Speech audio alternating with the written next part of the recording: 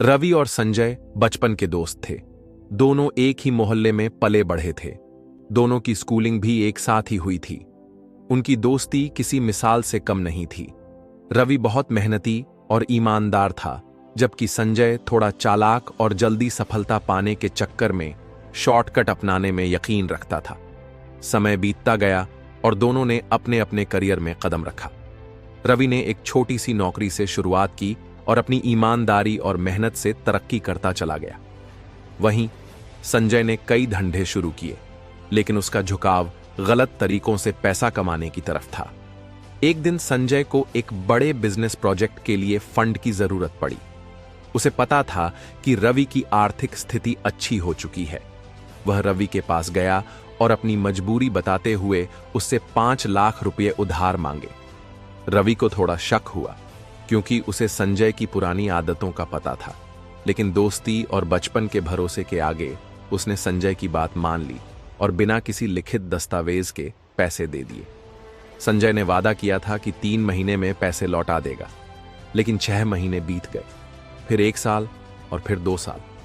रवि ने कई बार संजय से पैसे वापस मांगे, लेकिन हर बार वह कोई बहाना बना देता। धीरे धीरे रवि को समझ में आ गया कि संजय ने उसका भरोसा तोड़ दिया है। एक दिन रवि ने संजय को आखिरी बार मिलने बुलाया। उसने बिना गुस्सा किए संजय से कहा, मैंने तुम्हें दोस्त समझकर तुम पर भरोसा किया था, लेकिन तुमने उसे तोड़ दिया।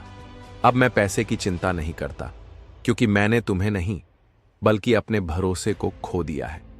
संजय को यह सुनकर झटका लगा।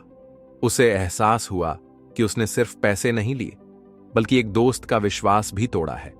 लेकिन अब बहुत देर हो चुकी थी। रवि ने उसके साथ सारे रिश्ते तोड़ दिए और अपनी जिंदगी में आगे बढ़ गया। संजय को पहली बार एहसास हुआ कि पैसा कमाना आसान है, लेकिन खोया हुआ भरोसा दोबारा पाना नामुमकिन।